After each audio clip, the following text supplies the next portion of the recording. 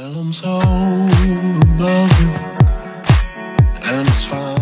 mes amours, j'espère que vous allez tous très très bien. Je suis ravie de vous retrouver aujourd'hui dans ma cuisine pour une nouvelle édition des vidéos Une journée dans mon assiette. Vous allez me suivre tout au long de la journée, alors c'est un peu au format vlog, entre guillemets, je vous mets quand même une petite voix off. C'est-à-dire que d'habitude j'ai un petit coup de main. Ma soeur elle vient m'aider quand je filme ce genre de vidéo. Là présentement c'est pas possible. Donc voilà, si je tremble un peu, si je fais, je cuisine en même temps que je filme, tu vois. Enfin, franchement on s'est retrouvés dans des situations cocasses aujourd'hui.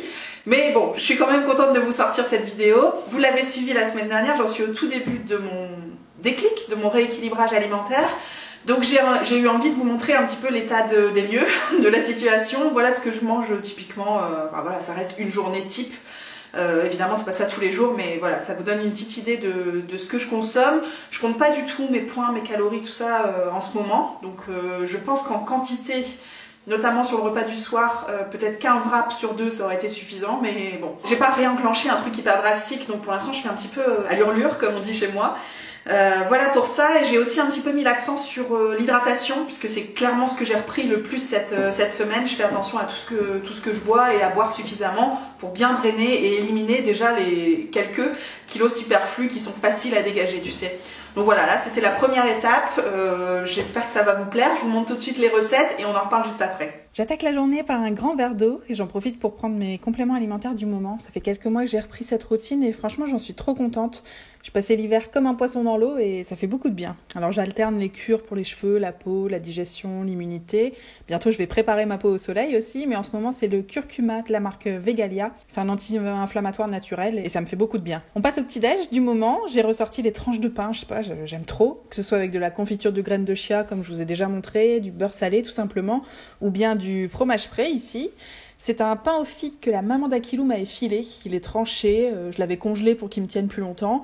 C'est juste trop pratique pour le matin parce que je le passe tout simplement au grille-pain pour le décongeler. Bien sûr, j'ai fait couler mon café avec la cafetière magique qu'on a reçue pour Noël et on accompagne ça d'un fruit de saison. Alors en ce moment, kiwi, poire, pommes aussi. Les fraises et la rhubarbe commencent à pousser dans le jardin, mais c'est encore un peu tôt chez nous. J'ai tartiné du Saint-Moré et c'est pas bien, mais généralement je déjeune en démarrant le boulot. Je check mes mails, j'attaque doucement, quoi. Disons que j'ai amené Emma à la crèche, j'ai fait un peu de sport, en tout cas cette semaine.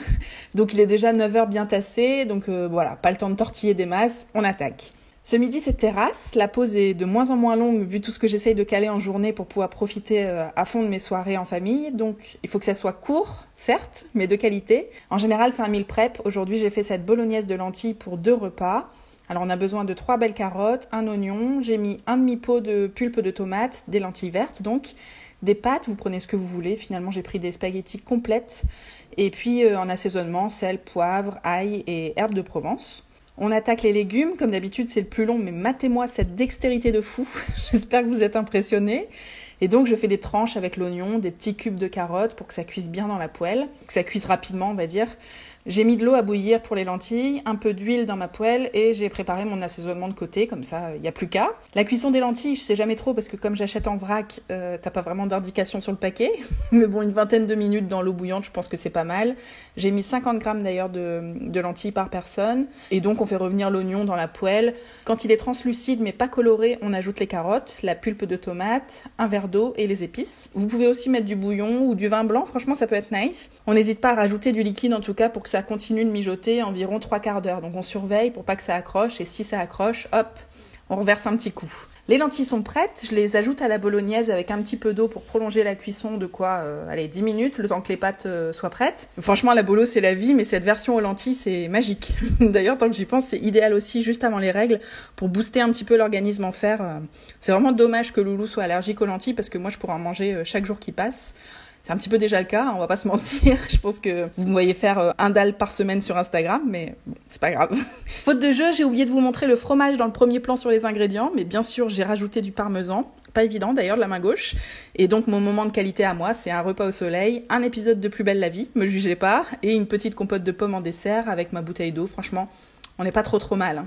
C'est l'heure du goûter, j'ai besoin d'une petite pause. Plusieurs options s'offrent à moi. En général, j'ai des biscuits préparés pour la semaine, je vous en avais parlé, c'est un peu ma résolution avec le le nouveau robot pâtissier.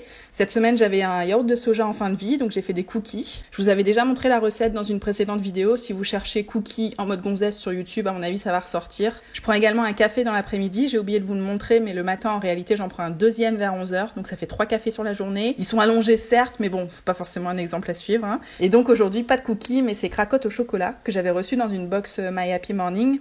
Trop bonne et pour le coup plutôt saine au niveau de la composition. Pas trop sucré, j'entends. Sauf que dramasse, j'ai tartiné ça avec du caramel maison. Là aussi, vous avez la recette sur la chaîne, dans une vidéo meal prep, il me semble. Une petite poire, histoire d'avoir suffisamment de fruits sur ma journée, et me voilà rassasiée jusqu'au dîner. Le dîner, justement, j'ai à mon tour testé et approuvé la recette qui fait fureur sur TikTok, qui faisait fureur il y a 6 mois, le temps que je m'y mette. Ce sont des wraps toastés comme ça, où chacun met un petit peu ce qu'il veut à l'intérieur. Donc ce soir, je vous montre ma version à moi, avec des œufs, de l'avocat, des épinards, du cheddar et du fromage frais. Version que j'ai piquée d'ailleurs à Yummy House sur Instagram, je vous mettrai aussi son lien en barre d'infos. Et par exemple, Loulou s'est fait son truc avec du poulet, des poivrons, du fromage râpé, des œufs durs, enfin, chacun voit midi à sa porte. Et moi, j'ai fait des œufs brouillés, donc bon, je suis pas certaine que vous ayez besoin de moi pour cette recette, mais j'ai mis du sel, du poivre, des herbes de Provence, un peu de lait de soja aussi pour l'onctuosité. On fait fondre un peu de beurre dans une poêle et on laisse cuire tout doucement.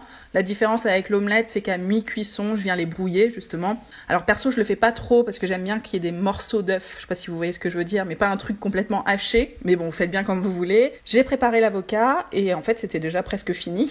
La petite découpe du wrap qui va bien. On fait comme si on divisait son wrap en 4, en fait. Je mets d'abord le fromage frais. Ensuite, je mets les œufs avec le cheddar par-dessus, l'avocat et puis les épinards. On fait le petit pliage, franchement c'est pas compliqué.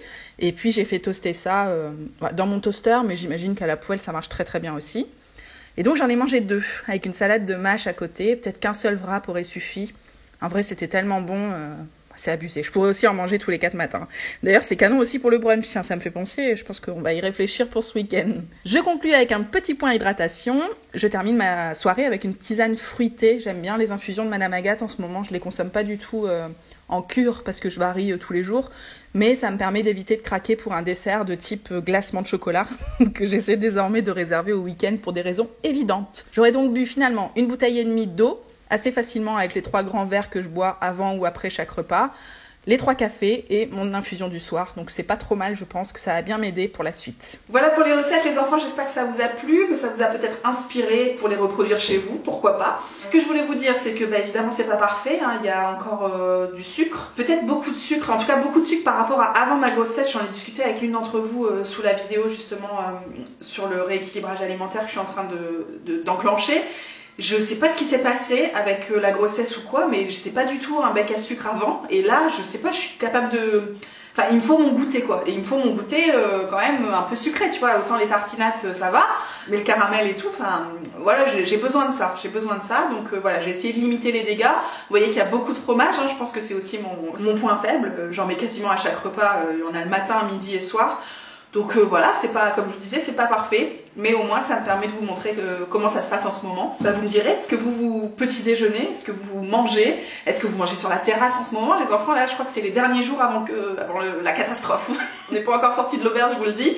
Mais voilà, écoutez, comme ça m'a permis de partager cette jolie journée avec vous. Évidemment, je vous attends en commentaire pour me raconter votre vie, pour réagir sur tout ce que je vous ai partagé. Et puis nous, on se retrouve samedi déjà pour l'épisode 2.